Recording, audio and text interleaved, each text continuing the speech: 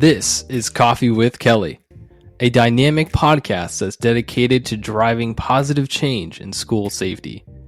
I'm your host, Ethan Woodman, Product Marketing Specialist for Crisis Go, and I'm joined by my esteemed colleague, Kelly Moore, Senior School Safety Specialist for Crisis Go. Our mission is to empower you with essential knowledge, tools, and inspiration required to foster a safer and more secure school environment. We hope this podcast will be the catalyst for transformation in your schools. Join us as we continue to dive into the world of school safety.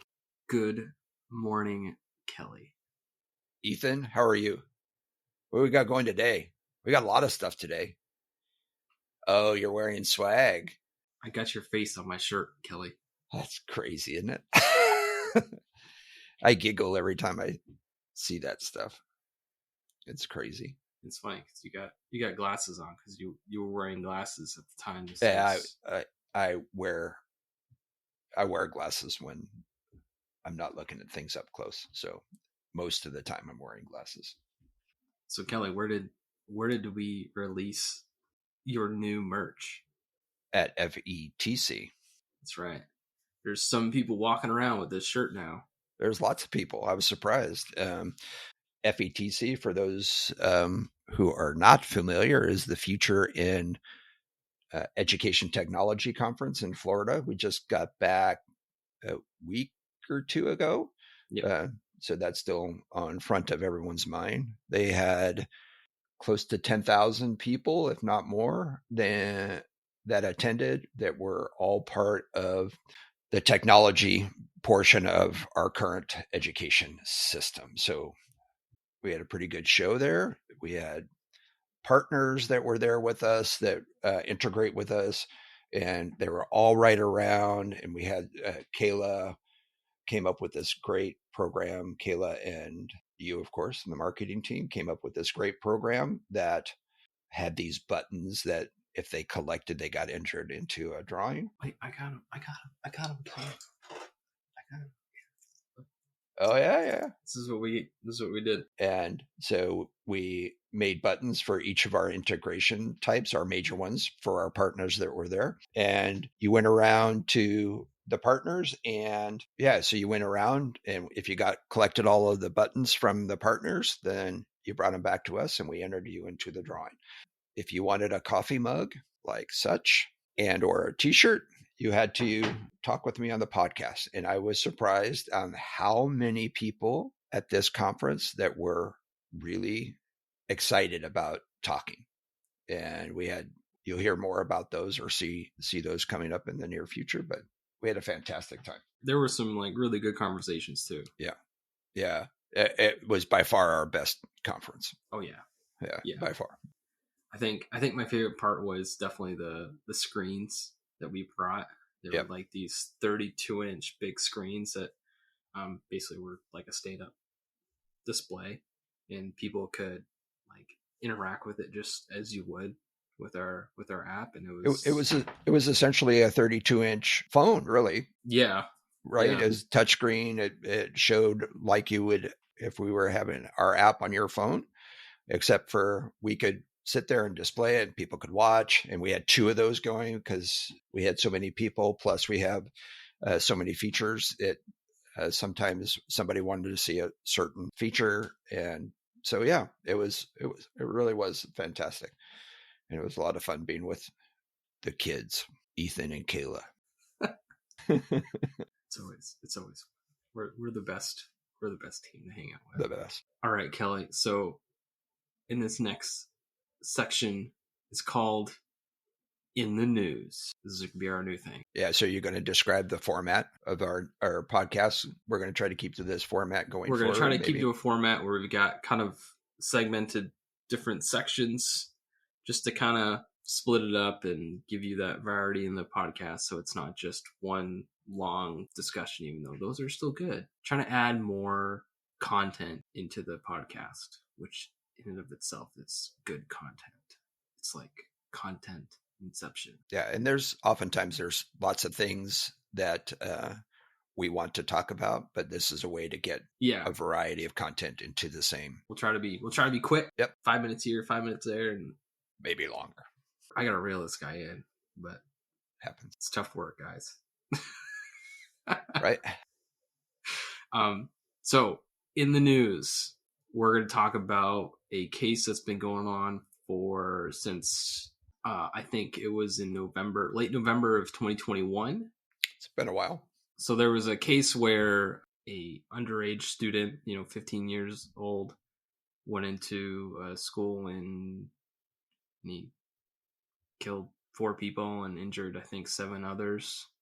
So kind of the reason why we're talking about it is it's starting to set a precedent because the parents are in court, and it's going through that whole process. And so the reason why I'm bringing this up is because I think we need to start seeing that, like, we're not just blaming one thing now. We're starting to look at why this happened, and it's like we're going as far back in time as we need to figure out what really was the cause or the blame or whatever you want to call it. Right. And so I think in terms of time that these people are probably going to spend in jail is the longest that a parent has because of something like this. Correct me if I'm wrong, Kelly, but I think that's the case. Yeah. So let's give the circumstances a little bit. People, if they want to do the research, they'll find it anyway. Sure. But I want to be from a generic perspective, right? Yep. So this is a case where the school was aware of this potential, and they talked to the parents, and the parents wouldn't take what was considered at the time the appropriate actions to stop that. And they basically were called into the school. It was discussed. They left without their child. And the child then, a short time later, I think it was a little bit more than an hour later, ended up shooting people at the school. Wow. So it was that short of time between it was a very short period of time. And that part I didn't know. There had been some discussions previously and so forth. And it was actually the parents who had purchased the weapon for the child. And now we move into the actual shooting.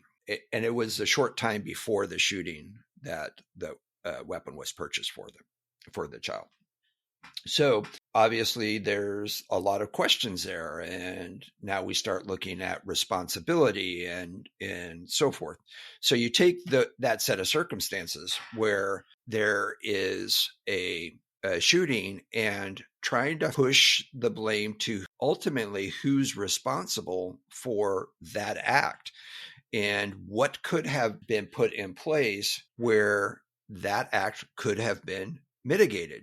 I mean, we go back many, many years, and that's what we're trying to do is in these after action reviews and reports, what could we have done that would have prevented this incident from occurring?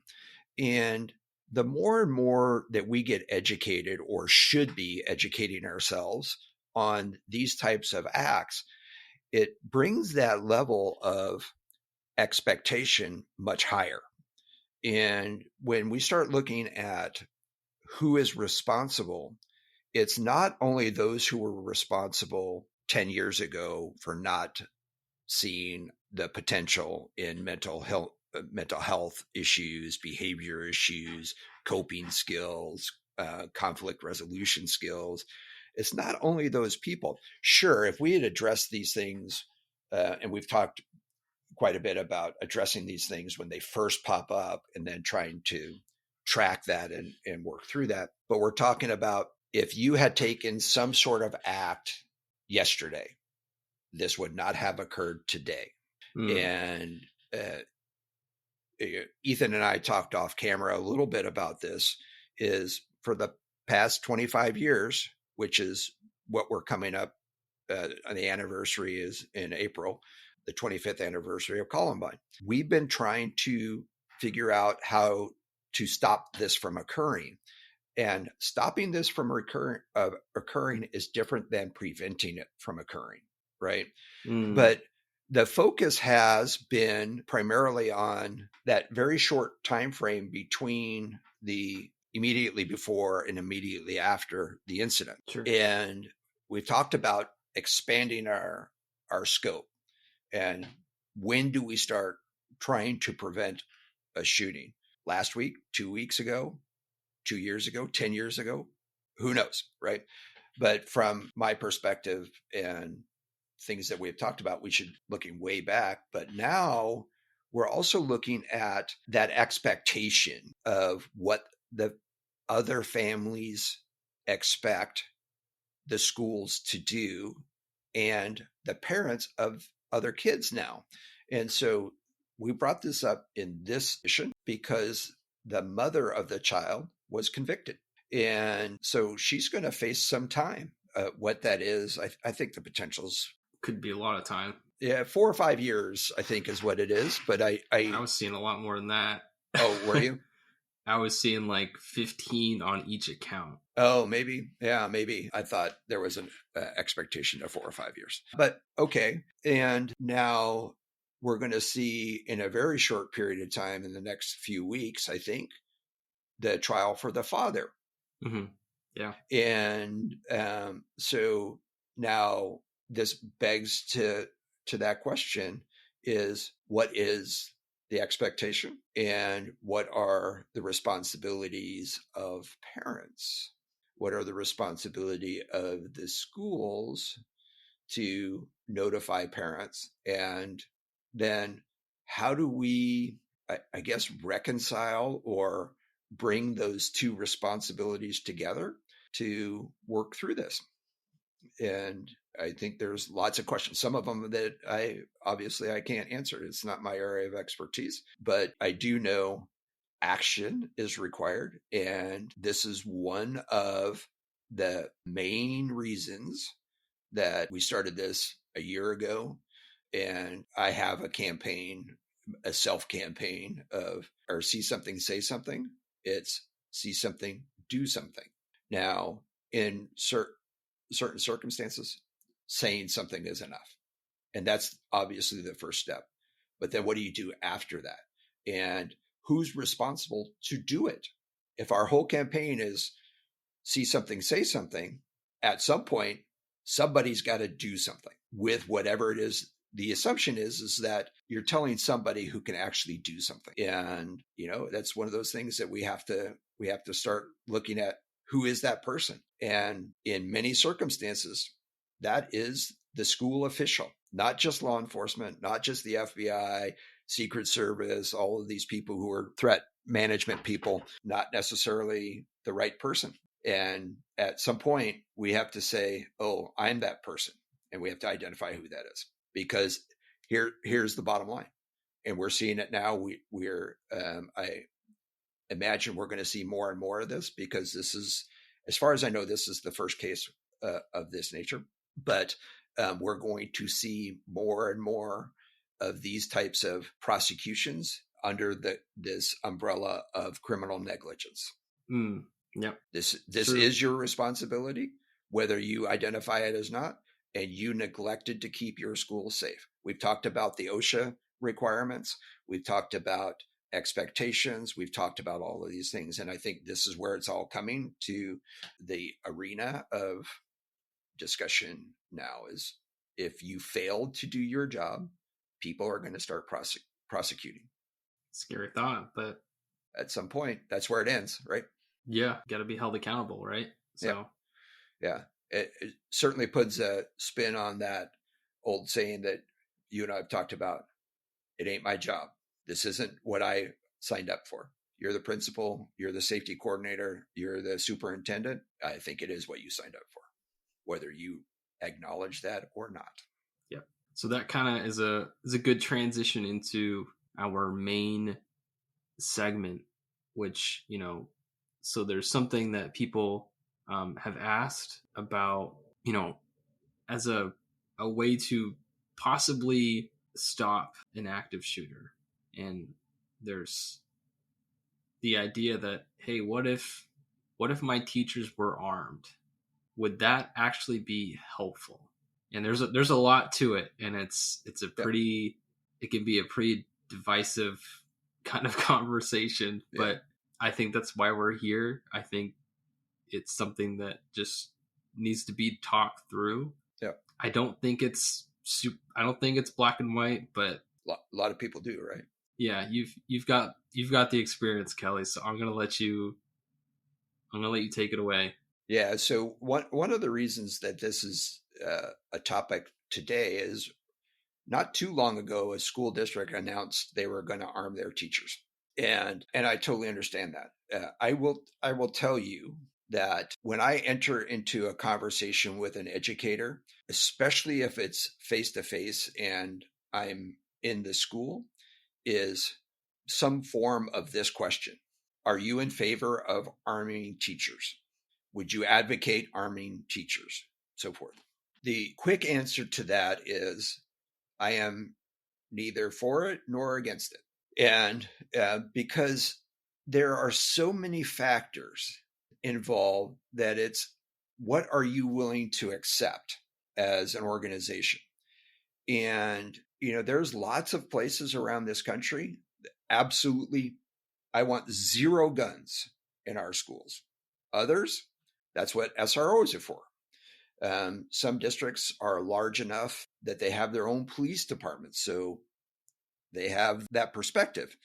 But when we start talking about response to a shooter with the intent to prevent that from occurring, one, two, mitigating anything if it had already started, right? So you have a faster response.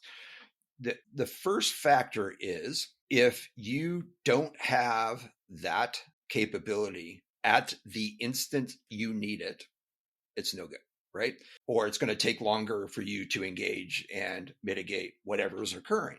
So having law enforcement respond, sure. But we've talked lots and lots about this. I mean, ad nauseum about this is you have a shooter and then you have a response time. Response times on average throughout the nation, all things considering, is about 8 to 10 minutes, right? So that 8 to 10 minutes is yours. So what do you do in that 8 to 10 minutes? We talked about emergency protective actions, standard response protocols through the I Love You Guys Foundation, all of these things, and securing your schools, adding security measures and so forth. But you own that 8 to 10 minutes or however long it is for you in your circumstances. Now, do I think that having properly trained people who understand the circumstances and consequences of being armed in a school, having them available to respond and reduce that 8 to 10 minutes to 30 seconds or a minute or what have you? Absolutely. But here's the caveat to that: properly trained and understanding the consequences. Yeah, there's a lot to that. There's a lot to that, and Yeah. I tell everybody that comes into that discussion with me, 34 years in law enforcement, every law enforcement person who gets into this career understands this one thing is that a firearm is a critical piece of equipment and a mandate. I don't know of any law enforcement agency that would allow a police officer to be on patrol without a firearm, but they understand that. They get training. There's requirements. In my state and my agency, firearms training was considered a perishable skill. So that means you had to constantly train on it. And so it starts day one at the academy, learning how to handle a firearm unloaded and work through that. And it's not till towards the end of the academy that you're even allowed to put a bullet in your in your weapon, and that's only under controlled conditions. So there's lots and lots that goes into that training, and then there's regular training after. There's, in our situation, quarterly qualifications yearly updates, yearly things like that, where we're working through scenarios and so forth. Having said that, having all that training, understanding, knowing what the consequences, the legal consequences, the moral, emotional, mental consequences, understanding all that, we still had difficulty getting people to meet those standards, to follow all of those mandates, and really become proficient in the use of firearms. And there's probably that bell curve that we could apply here.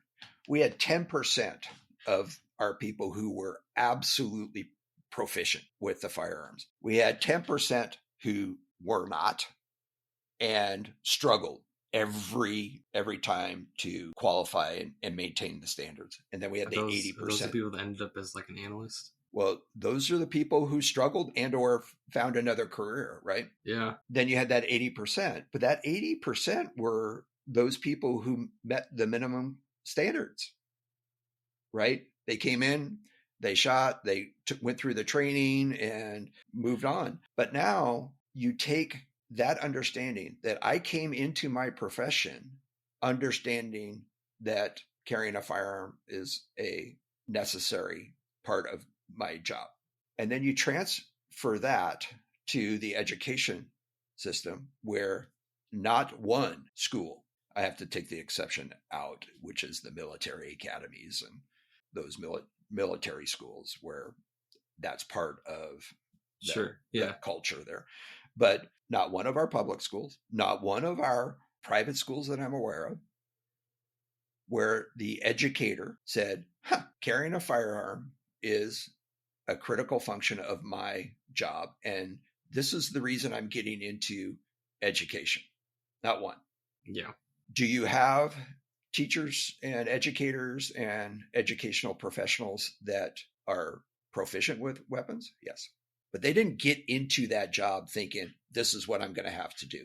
So understanding all of the emotional consequences, the standards that you have to set and maintain and so forth, you have to ask yourselves, is this what I want for my school, my organization?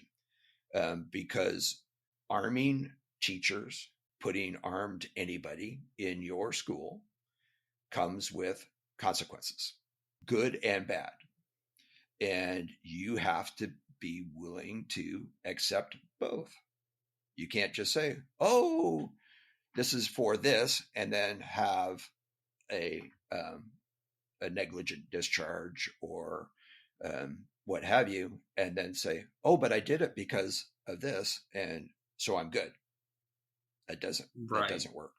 Yeah, one of the things I think about is, you've got in those situations, you'd have someone that's totally comfortable with it, they're armed or whatever, and you've got the ones that are like, I'm not comfortable with it, I'm not going to be armed, I'm also not for this at all, and they may be, disgruntled over it, and then you're going to start creating like these divisive relationships between those two parties, and then that's a whole other thing. It's like, but it's a thing, right? It's like something you have to think about, right?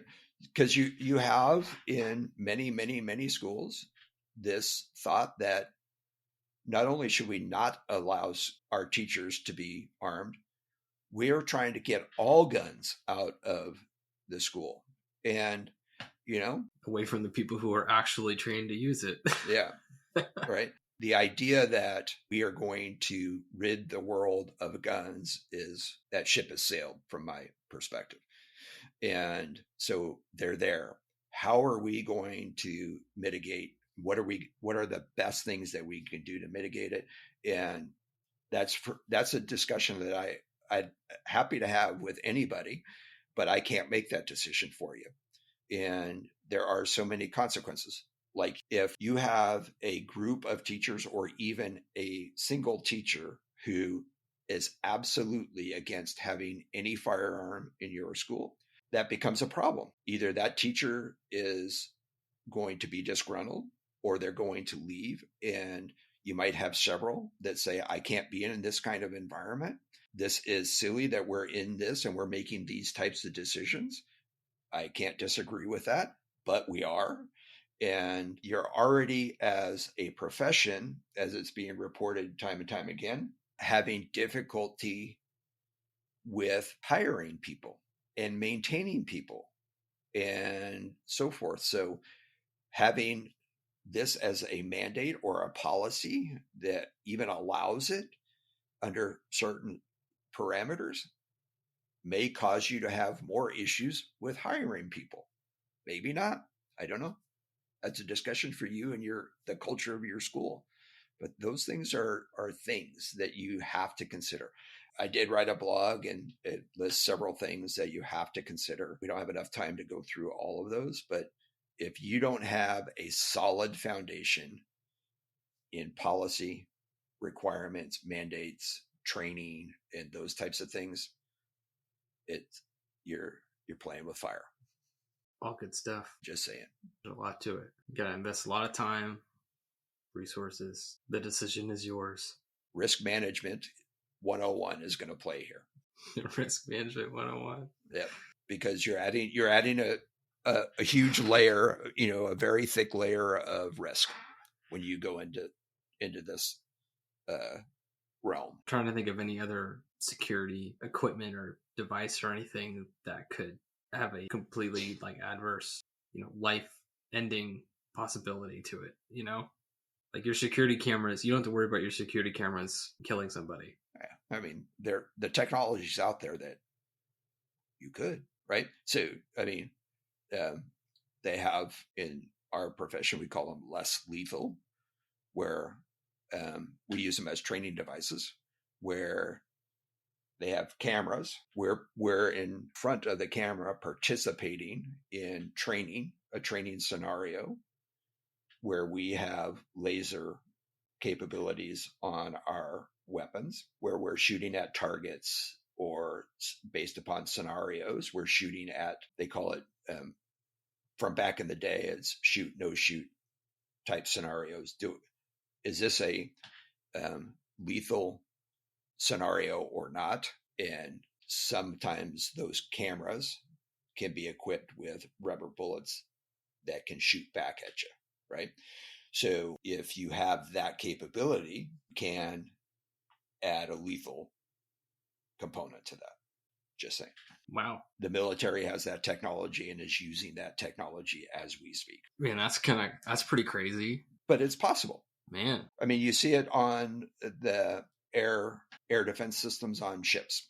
Oh, okay. Yeah, that's true. Right? They have cameras, sensors, infrared that are tracking targets. And if the target gets within a certain, and it's identified as a foe, then you can eliminate that target. Wow. Well, give it a couple of years, you might see something in school. Yeah, I would say you wouldn't, but never say never in this world. Never say never. But this is a perfect time to, when people are listening to this podcast, share your thoughts with us. And yes, definitely. We'd love to have that conversation, because this is a very important conversation.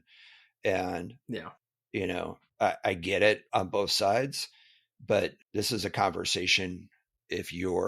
Honestly, I think this is a conversation everyone should have, because here's the bottom line is, if you are having a conversation as to whether or not to arm your teachers, you should also be having a parallel conversation that says, if we are not going to arm our teachers, what are we doing instead of? What are we doing to mitigate? What are we doing? And this could completely change that conversation and really work through, okay, let's say we're not going to do it. What does that mean to us? Right? So if we decide we're going to go down that path and we're going to arm our teachers, then we have to ask many questions. What does this mean to us? If you decide not to, then you have to ask that same set of questions from the flip side. What does that mean to us? What are we going to do to protect our kids, our staff, if we are not going to arm our teachers? Just saying. I think that's pretty good, Kelly. So I think this leads us to our next segment I'm not sure if I'll always do this at the end or near the end, but this is what we're doing today. So this segment has been so eloquently titled by Kelly as the burning question. You ready for this one, Kelly? I don't know. I don't know what it is. I feel like I might know the answer to this one, but I'm going to ask it to you anyways. Yeah, but we should describe. This is the idea behind this. Is I don't know what the question is. Yeah. So I have zero time. Ideally, I'm going to ask you a question that I haven't asked you before. There's no conversation before, so this is totally like improv. And so the burning question is always going to come from an external person, whether that's someone from our audience or someone that maybe that we know that has asked us a question, and we're like, oh man, that's a good question to ask Kelly. I just, when we were talking about this segment and what we should name it, as you're talking about that, I was just like, oh, that it's like this acronym, WWJD, what would Jesus do? Yes. We could do one with what would Kelly do? I'm just saying. WWKD? WWKD. What would Kelly do? Not that I'm comparing myself with Jesus. I'm not. And that was the last podcast Kelly ever did. Right? Lightning just struck. Oh, man. Well, we'll leave it as burning question for now, but okay. Title might change. We'll see. Just always be prepared. So Kelly, I'm going to phrase this as a question because it was kind of told to me in a longer form, but more simply, and since we're kind of on this active shooter topic that we've been on for most of the podcast, the question is there in any situation where you should tell your students to play dead? Is there any situation where that would actually make sense? So the answer to that is yes. Really? Yes. Wow, I was not expecting that at all. And here is why. But I will, before I go into the why, I will tell you that I've never really thought about it until you just asked it. Interesting. Okay. And so the why is probably in need of further exploration. Sure. But first, let me say my initial response was yes. And here is why. Because people have played dead and have survived as a result. Really? So wow, people have held still, completely still, and they have survived. That being said, was that the reason they survived? I don't know. But I will say this is, and probably why Ethan has said he was surprised that I would answer that, is if you tell somebody to play dead in an area where there has been zero activity, the context isn't going to match. Right. Yes. Right. Makes sense. So there are things that we have to discuss about giving that command. If you're telling people, you're essentially saying, if you want to live, this is what you have to do, which under certain circumstances, that may be the right thing to do. It may not be. And so we have to look at situational awareness. We have to understand the context of what's happening around us. We have to say, is it going to match what's going on around us? And is it going to be believable? When you say play dead, what does that mean? Hold still, don't move, don't make any sounds. Don't breathe. Don't nothing. Make any obvious movements. Breath is part of that. And isn't that kind of what we're saying when we're in lockdown? Locks, lights, out of sight, no noises, no sounds, no movement. That's kind of what we're doing. Now, of course, we're not calling it, oh, you should play dead. But, right. But we are having them remain motionless, not making any noise, so forth. Right. So, but that's why I would say that, like everything, there's not, oh yeah, you should tell everyone to play dead and they'll survive, because that's not the case. And right. when you start talking about that, you have to put it into the context. And now, is it an option? It is. It is an option. And that's one of those things that you can put in your toolbox that says people have survived playing dead. And you can take that out of the context of the active shooter at schools. That's been part of the lore in military operations, that they took victims and people who were actually dead and put them and hid behind them. But that creates the context, the proper context, right? Because they're in a place where things have happened. And if you're in a place where nothing has happened and you're playing dead, that's the context is not going, it's not going to be believable. So, and then you always ask the question, what happens if that doesn't work? Right. There always needs to be a plan B. There always has to be a plan B. Yeah. And how do you go from that position to a defensive position or an offensive position? Pretty tough. Yeah. And can you sell that when your heart's when you need to, beating right out of your chest? Yeah. Yeah. Yep. Yeah. Well, that was interesting. I was surprised, but now I am very well educated. What do you think of that answer? Is it okay? I thought it was great. I'll make sure the person who asked this question at least listens to that section of our podcast. Was that your wife? No. I don't think I even know who it was, actually. I was through the grapevine. Yeah. Awesome. I know someone that knows the person. Yeah, so I mean, those are questions types of questions we'll get all the time. So keep them coming. Would you like to do a concluding statement, or you want to just end it right there? No. It's, I mean, we're all talking, and I'll end this like this.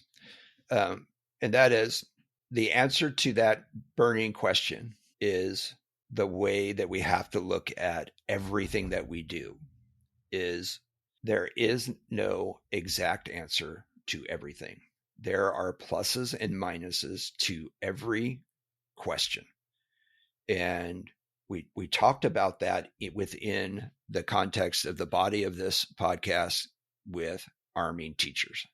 It's not as simple as saying, what's the answer to this? We've talked about this in pretty extensively about there almost is never, ever a yes or no answer to any of the questions that we're being asked or we're trying to answer within the realm of safety, security, emergency management, emergency response. There is almost never that, it's either this or this.